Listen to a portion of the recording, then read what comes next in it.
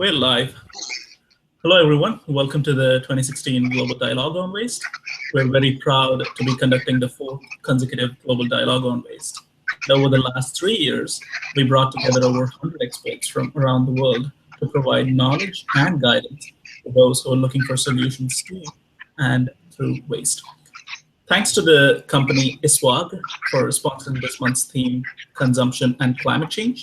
And you can learn more about them at isvag.be.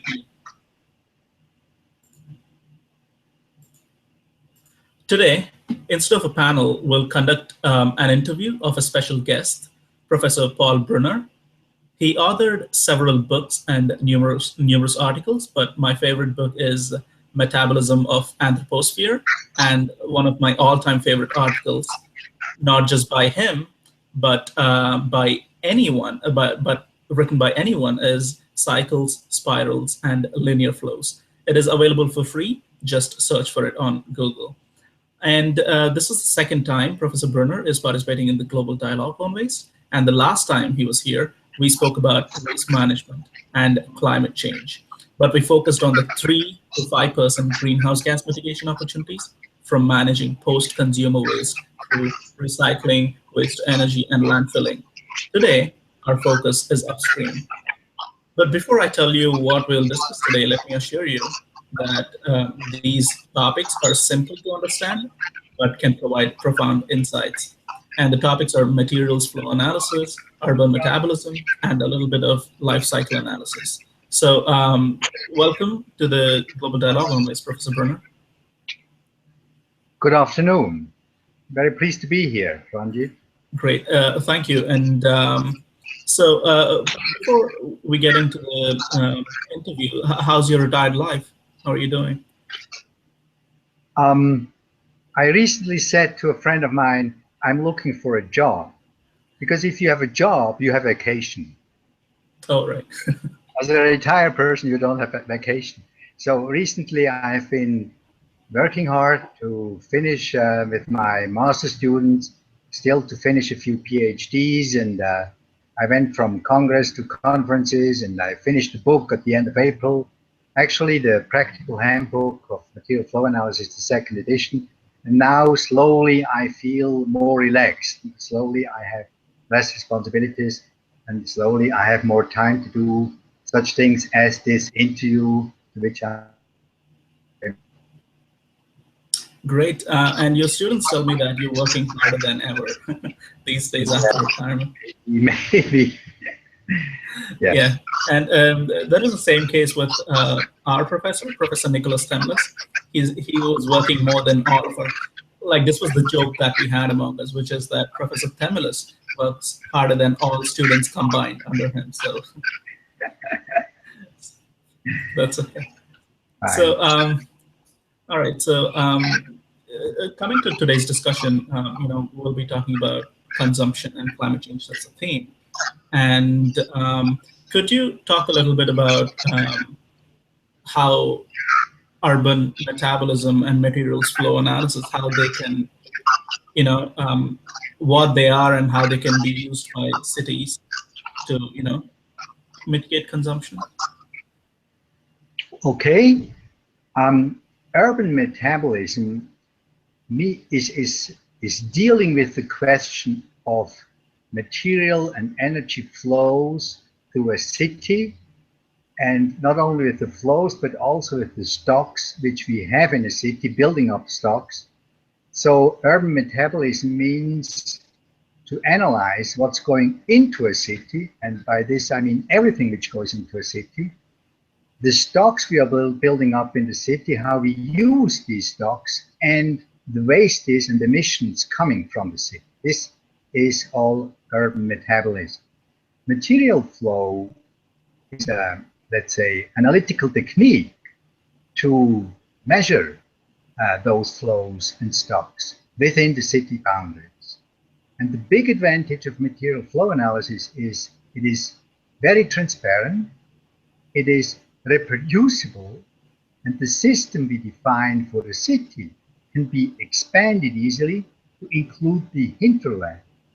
Because today, I think the main problems are in the hotspots, the cities, but they cannot be solved without taking a look at the global perspective.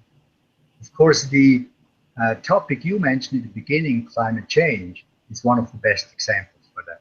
We use energy and materials within the city, but the impact of this energy use and material use resulting in climate change is a global phenomenon. Right. So defining our boundaries, I think, is extremely important when we use tools like materials flow analysis. And can we understand urban metabolism as a materials flow analysis with a city boundary? Can we understand it that way? Um, yes, we can understand it that way. That's correct. Um, Urban metabolism deals with the city itself. Uh, it's important to look at systems that can be managed by the actors of the system. So within an urban area, you have municipalities, you have governments, you have different actors that are able to control, to govern, etc., within the city.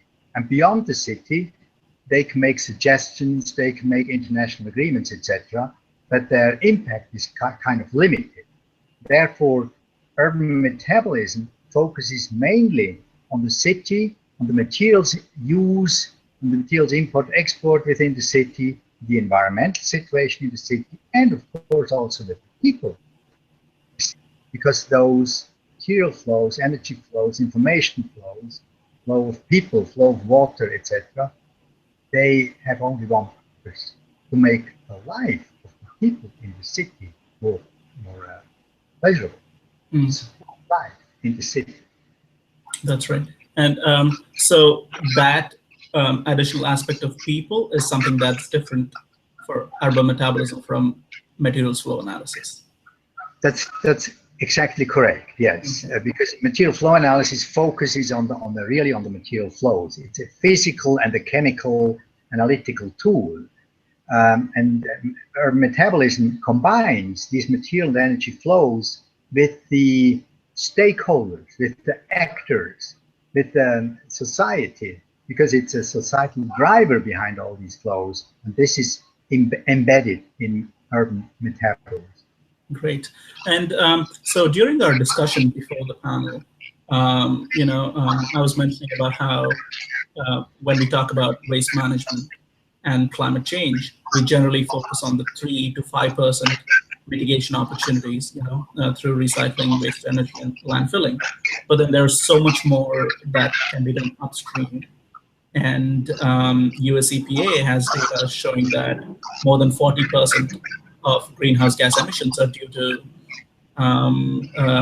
production and transportation of those goods to consumers. And you had a very interesting thought on our role there and the amount of GDP um, contribution Yeah, there. So could you talk to us a little bit more about that?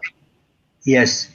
Um, you mentioned that 2 to 3% of greenhouse gas can be avoided if we optimize waste management. And actually, this is quite much if we compare greenhouse gas emissions and waste management and economic parameters and waste management. And if you look on the global scale, how much money is a society from Bangladesh to Ghana in Africa to Chile in South America to, let's say, Germany in Europe, how much money are these people willing to spend on waste management?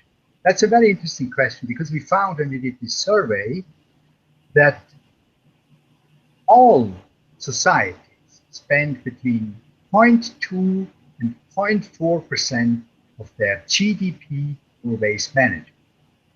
Now, if you take Bangladesh with a very low GDP, of course, 0.2% is a very, very small amount.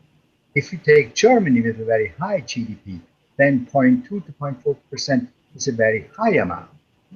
So I think it's very important when we talk about waste management decisions that we look into what are the means, to solve the waste management problem. We do know a society, let's say on the average, spends about 0.3%. So this is the amount of money we have. Doesn't matter of whatever, Asian, poor country or whatever, richer area in the world. We have those 0.3%. And then we cannot demand a waste management system that, overcomes those 0.3%. We cannot do that. We must find a solution which is adaptable for a situation of 0.3%. This is a tough question, very tough question. Right. And we were also talking about how, if waste management can impact consumption. And you mentioned that 90% of consumption, 90% of GDP is through consumption. And, can you talk about that? Yes. The statement 90% is due to consumption is maybe a little bit exaggerating it, but we have seen on one side less than 1% is waste management, and the other 99% are for education, for military, for many things. Right. But the point is that production and consumption and all these things, they are a major share of our economy, major share of our GDP, and I'm convinced that we spend so little money in waste management that it's impossible to impact from the waste management side on this production and consumption side. Okay.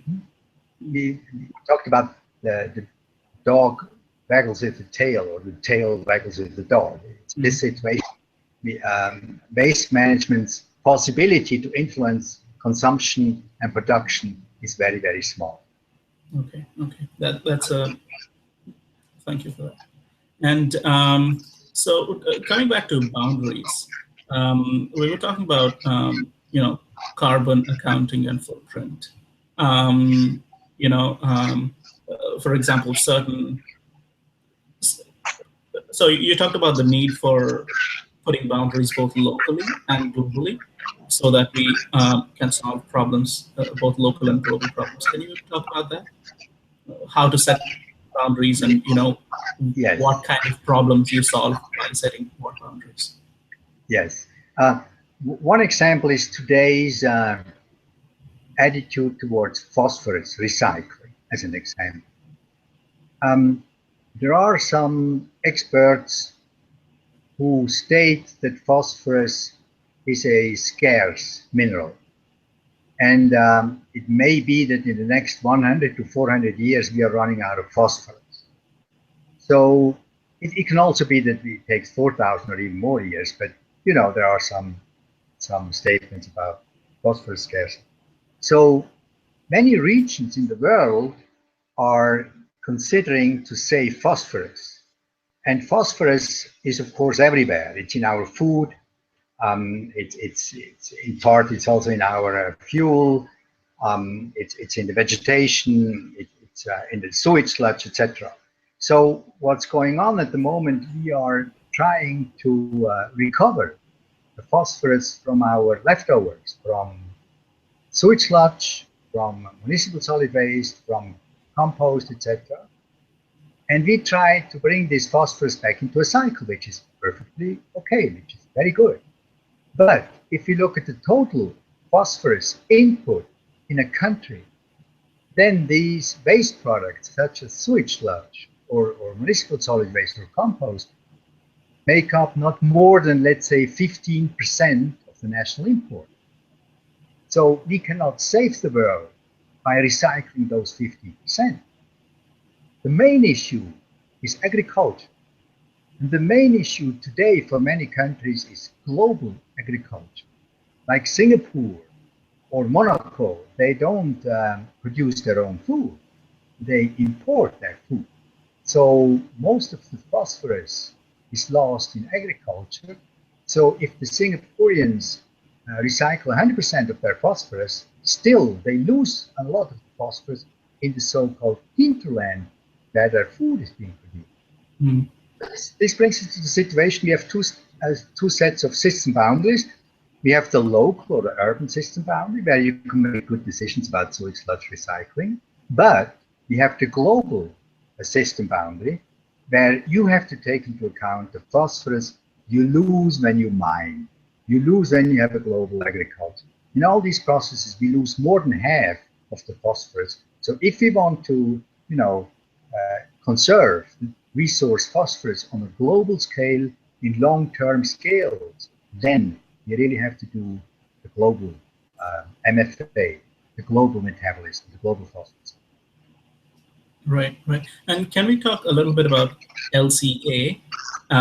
Because phosphorus is outside the, slightly outside the, when we look at the impacts of phosphorus on environment, I think LCA might be a better uh, tool talking about climate change and phosphorus. So can you talk about where LCA plays a role? Um, LCA is a widespread tool that is being used by many experts. It's being used to compare products and processes, and it can be highly valuable in those comparisons. But there are limits to LCA. In an LCA, with regard to phosphorus, in an LCA, we look at eutrophication. That means wherever in the phosphorus flow, there is a eutrophication of a lake or of some other ecosystem, then LCA takes note of it and gives it a negative number. However, if there is an accumulation of phosphorus somewhere in the system, and we do know today that we have a lot of phosphorus accumulation in the soil in the highly developed countries because we over-exaggerate the phosphorus addition to the soil with manure and others. So if we do have a lot of accumulation in the soil, which today is not harmful for the soil, it just sits there, there's a very high potential for future eutrophication, then this is not taken into account in an LCA. So I think what is needed is different assessment systems.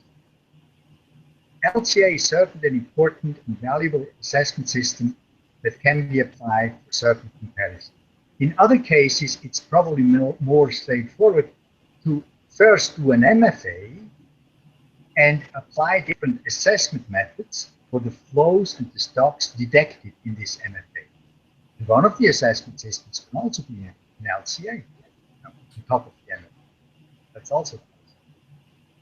Great. So we do need different types of tools like MFA and LCA to understand one specific system and make decisions based on that. Yes, Okay. yes. Other assessment systems I would like to mention is, for instance, we look at the entropy. We look at entropy of substances. And to do such a statistical entropy analysis, MFA is an excellent base. So you follow all the flows through the system, you observe accumulations or depletions within the system, accumulation in the soil of phosphorus, for instance, and then you calculate the statistical entropy. And by doing that, you see where do you have harmful or even beneficial accumulations in your material system. So statistical entropy analysis is one. There are some people who do ecstasy analysis. Another very valuable attempt is to compare the geogenic concentrations in a media to the anthropogenic concentrations. Let's say we look at the soil, we check how much cadmium is in the soil, and we know from experience that this is safe level of this geogenic or natural cadmium in the soil. And then we do an MFA of agricultural practice, and we see how much cadmium, in addition to the geogenic concentration, comes in by anthropogenic activity. And then by this anthropogenic ratio to geogenic ratio, we can make then decisions. We can say, okay, it's not too bad for the next 500 years, no change is to be expected. Or we can say we have a doubling within 50 years of cadmium in this soil, so we have to pull the alarm clock. So MFA combined with assessment systems, with different assessment systems, I think helps in the urban metabolism question make the right decisions. That's right. All right. So maybe since we spoke about different tools, maybe we can talk about uh, the real world applications or the real world insights that such tools can provide us. For example, the theme for the 2016 Global Dialogue on Waste is how does exploring the role of managing waste in improving well-being. So can we talk about how LCA, sorry, how MFA or urban metabolism, how these tools can help us, take better decisions at the local level, or the kind of decisions that can be taken at the local level? I would like to give you an example. We just did a very comprehensive and rather expensive MFA of the total Austrian waste management system. So we looked at all the wastes that are defined in the Waste Management Act of Austria. We followed their masses through the system of waste management. And we looked at all the emissions and all the products, recycling products, and all the landfill stuff at the end of the treatment. And we made a comprehensive MFA. This was the first step. So then you see what's actually happening. You see the physical flows. You see the transportation which is needed. You see the capacities of the different treatment plants. You see the landfills that are still needed, etc. This is the first step. Second step then is to introduce now different substances. You initially started with greenhouse gases. Greenhouse gases is carbon and its derivatives like carbon dioxide, it's methane, it's maybe SF6 and others, but mainly it's carbon dioxide and methane. So we take this material flow analysis and insert now the carbon flow analysis and look at many, from a greenhouse gas point of view, important speciations of carbon like CO2 and CH4. So by doing this, we see now a complete picture of the Austrian waste management system with regards to greenhouse gases. We see all the processes which we defined in the first step, processes like collection, transportation, incineration, recycling, composting, methane production, landfilling, etc. So we see all these processes, and for each process we see how much carbon goes in there, how much carbon comes out, and in which form comes the carbon out. So as a result, you have a complete and transparent picture of input of carbon into our waste management system, output of carbon, and then we can make relevant decisions with regarding to reducing greenhouse gas production by the waste management in Austria. We did it not only for carbon and greenhouse gases, we looked into many others. We looked into chlorine, into polybrominated diphenyl ethers. We looked into zinc and cadmium and iron and aluminum and copper. So very many. Once you have established this material flow analysis, you can relatively easily insert then the substance level of artificial substances such as copper, aluminum, iron, or hazardous substances as cadmium or so on. Well, one of the questions that I've had for a while is, the impact of the sharing economy. You know how these days people are sharing cars.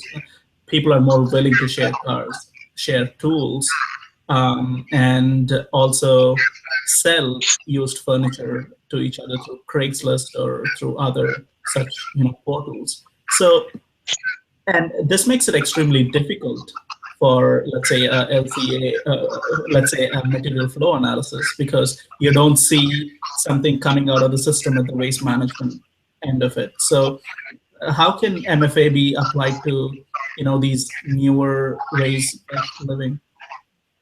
And first, MFA relates its flows to entities. And usually the entity is, on one hand, a city, on the other hand, an inhabitant of a city. So we have flows in let's say, kilograms per person in Vienna, for instance.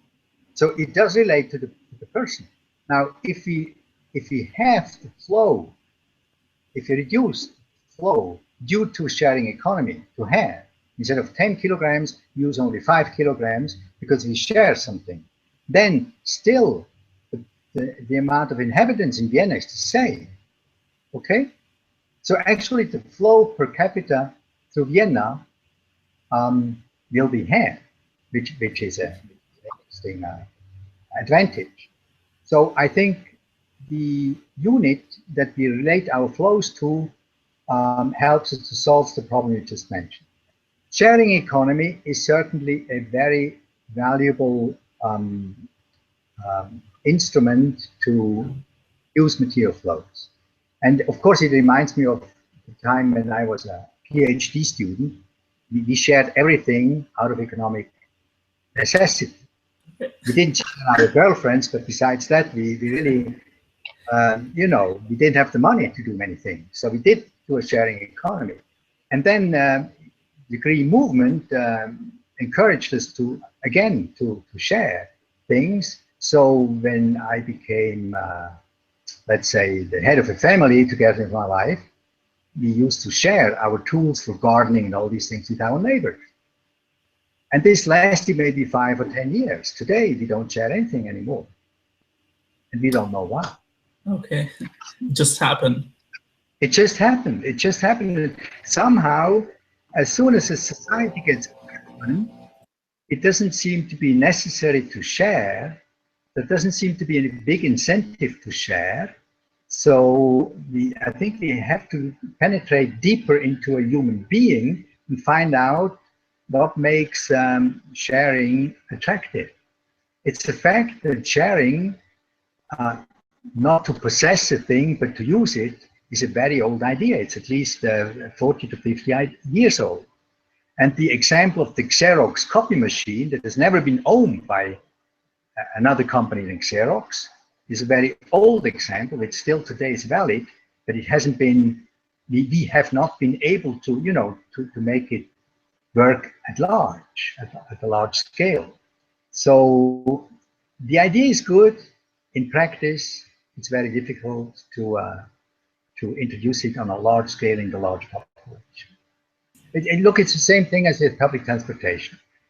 For the last 40 years, I always took public transportation to work because I didn't want to take my car. I tried to, to avoid all these negative impacts, etc.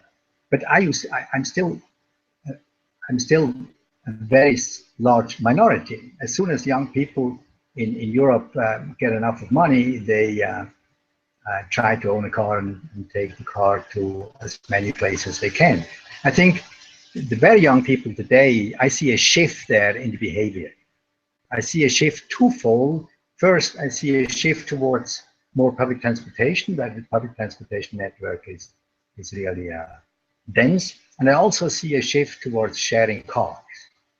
And I think this is an increasing business, as you have mentioned. This is increasing, and this certainly will be a very optimistic and very good future if this happens. Because initially you started with greenhouse gas. I mean, if we look at greenhouse gas, we have one major influence, and that's traffic. And if we can, avoid traffic, if we can replace fossil fuel-driven traffic by solar fuel-driven traffic, we can avoid so many greenhouse gases. And I think this is what's happening. We have the sharing economy, which is maybe rather still a weak signal. We have the public transportation economy, which needs much less fossil fuels. And recently we have the very strong and very fast move towards electric cars. And this will completely change our fossil fuel consumption and emissions. You can easily anticipate that in 20 years from now, our urban atmospheres will be very, very different, very different. We will have a tremendous improvement in the atmospheric air quality, which is such a joy, particularly in emerging economies. Some of them still have leaded gasoline, and some of them still have no catalytic converters and these things. And as soon as the electric car is on the market, and eventually it will be cheaper than today's cars, this will be a tremendous breakthrough for air quality and also for greenhouse. Mm. And you're currently experiencing really good air quality. I just saw the scenery behind you, so it's amazing. Yeah, maybe I may turn this camera around here and just take a look at whatever we see over there. It's a brilliant day, as you probably can see, and it used to be different here because in earlier days there was the main road from Germany to Italy went through this village here. This is the so-called San Gotthard route. The whole traffic jam went through a road which was about 5 meters wide through the Oh village. wow. Who could not sleep at night. They had to close the windows, everything. Today we have a tunnel going through. Mm. The tunnel has 3 exhausts. The air quality is continuously measured in these 3 exhausts, and the air quality today is much, much better than at the time when, you know, old times when all these cars went through the village. Right. So let's talk. So we spoke a little bit about the sharing economy, and maybe we can talk about how we can move from material consumption to immaterial consumption, like we spoke during our conversation, um, and reduce our stocks. Yes. Um, it's amazing that in Europe and in the United States, Japan, our personal stock of materials is about 400 tons. So you and I have a material stock of 400 tons. This stock is very meaningful. First, if you want to change it, it will not be easy. It will take a long time. It may be decades, it may be centuries, because this stock mainly is constructions, is buildings, is roads. Our infrastructure in the last 50 to 100 years has been constructed to have buildings that consume a lot of energy for cooling, for heating, etc. If you want to switch now from an energy intensive stock to a new stock which doesn't need a lot of fossil fuel for air conditioning, then that means tremendous material input into things. So we do have the stock as a problem. Also, there are high costs associated with maintaining the stock. You can take regions in the world with economic downturns, like after the Soviet Empire broke apart, countries like Uzbekistan became very poor, and they didn't have the money anymore to maintain the stock. So all of a sudden you have a good infrastructure, but you don't have the money to keep up with your stock. What's happening in the most advanced countries, we rapidly increase our stock, and so therefore we rapidly increase the amount of financial resources which are required to maintain the stock. And I think this is also a technology lock. It's an economic lock. We are forced to make a lot of money to maintain our stock. So our stock is really a benefit for us all because it allows us very comfortable living, but it's also a threat. And when I did our first stock studies, measuring the metabolism of Swiss people in their homes, etc., I was astonished about the tremendous material flow, but even more about the tremendous stocks. And then I remembered our philosophers, our great philosophers in Asia, in Europe, everywhere, that became famous for leaving their stock, going to the woods, leading a very simple life with no stock, and being as happy with no stock as we with our huge stock. And so it really comes to the question, how much stock do we want to have? Is 400 tons enough? Do we need 800 tons? Or could we make it 50 tons? And if you talk about climate change, a stock of 400 tons requires a certain amount of fuel and results in a certain amount of greenhouse gases, which we can reduce by maintaining, etc., replacing the stock, but still it has other effluents, it has other emissions than just greenhouse gases, and it requires a lot of resources. So I think what we really have to look into today is what kind of stock do we need, what kind of material flows do we need to make a happy living. And this paradigm that more material turnover, bigger stock makes you happier, I think this has not been true for the last 30, 40 years in the most advanced countries. I think there is a global happiness indicator, and some countries are measured according to this happiness indicator. And this happiness indicator doesn't coincide anymore with the material turnover, with the material stuff.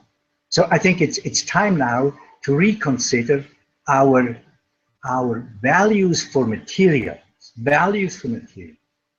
You know, there are so many materials which today are so worthless because they are so abundant. But if you think what's behind these materials, how much human manpower, how much ingenuity, how much technology, it's a shame that these materials are just thrown away. And it's also a shame that they are so cheap. So we need a new attitude towards materials. We need to rethink how much stock, how much material flows we need. We need to rethink our urban metabolism.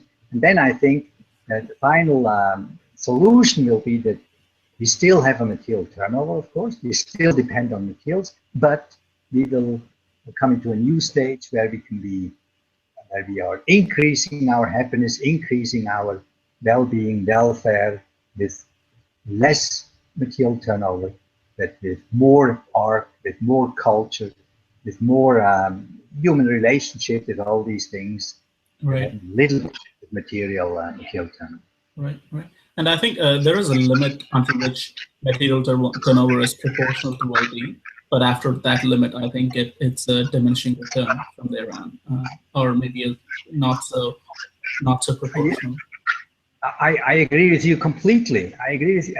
In the 70s, I wrote together with Joan Davis, I wrote a chapter for a book about the title of the book was, Is Increasing Material Turnover Still Increasing Our Quality of Life? We wrote a chapter about a few things like hospital beds and sugar and such things, you know? And our hypothesis was that eat more sugar, you more happy. But at one point, it makes you sick and it makes you less happy. The GDP measures hospital beds, a number of hospital beds. If a society has a lot of hospital beds, the GDP is higher because it's expensive to have these. So a society with only hospital beds, you know, it doesn't make you happy. So everything has, you know, a peak, and we have to determine, we have to be very careful, determine the peaks for our material turnovers in the different areas to find out what is really what makes us happy. Right. And one other question that I wanted to ask you was about EPR, because it's such a policy relevant question, and it's a political question. Mostly EPR is it goes through a lot of politics. So, as a scientist, who looks at things very objectively through something like MFA, materials flow analysis, do you think materials flow analysis can help us understand or put in perspective EPR and where the responsibility lies for materials?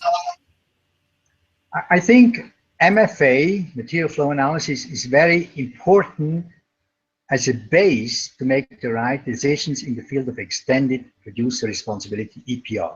I think it's very important because MFA shows you the flows of materials today without EPR, and then you can simulate different scenarios introducing EPR, and you check with your MFA system, how does the system, the EPR system, react?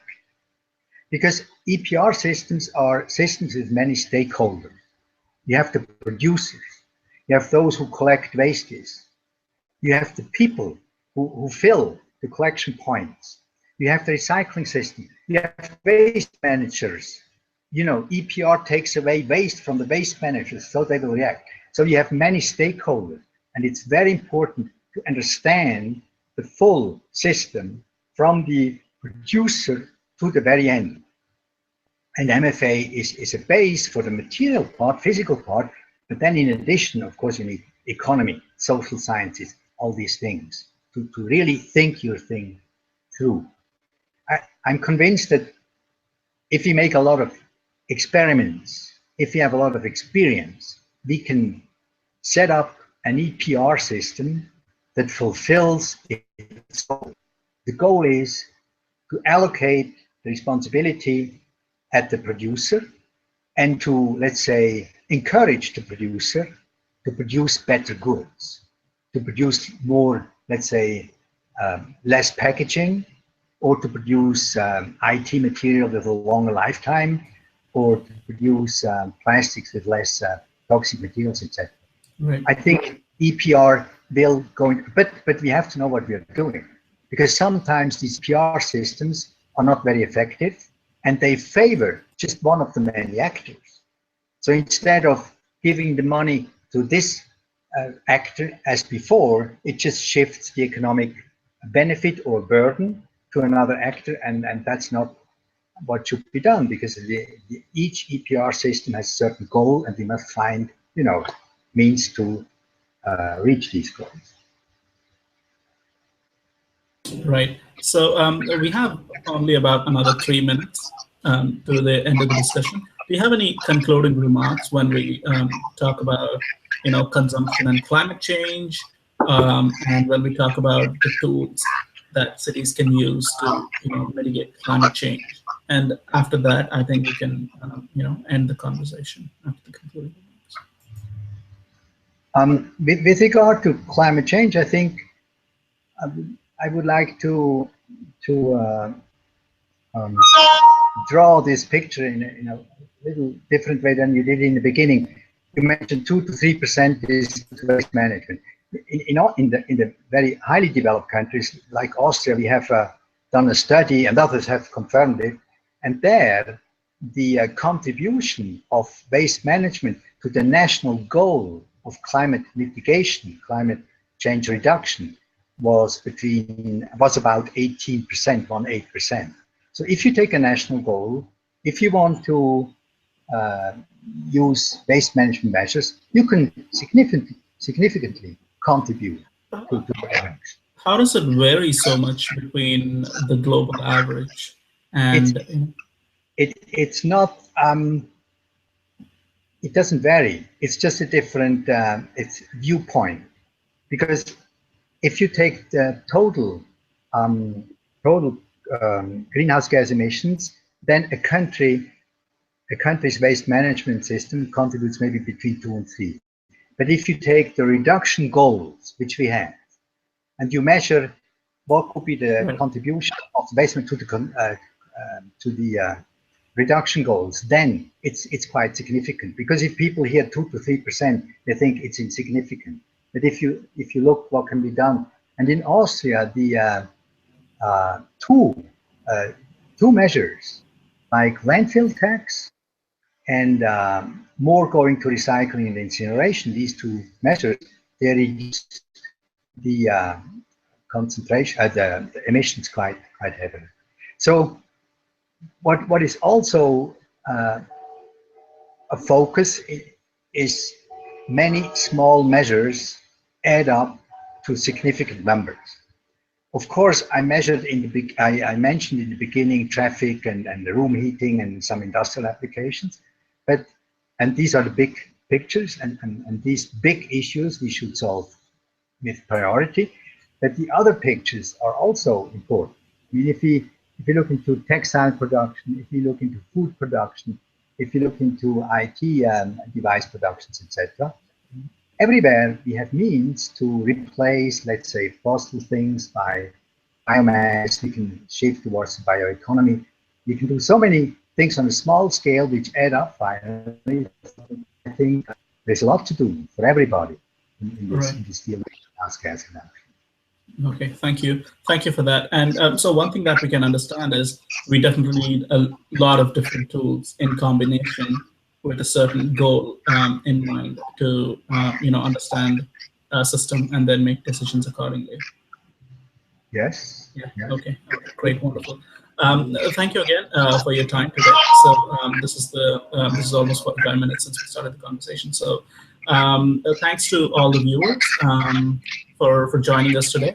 And you can follow us on BWasteWise on Twitter at BWasteWise, and you can also um, uh, visit our website www.wastewise.be to stay updated with all the upcoming panels and interviews. So thank you again for joining us today.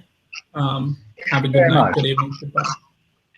Thank you very much. I enjoyed the conversation with you and your excellent questions. Thank you. Great, thank you.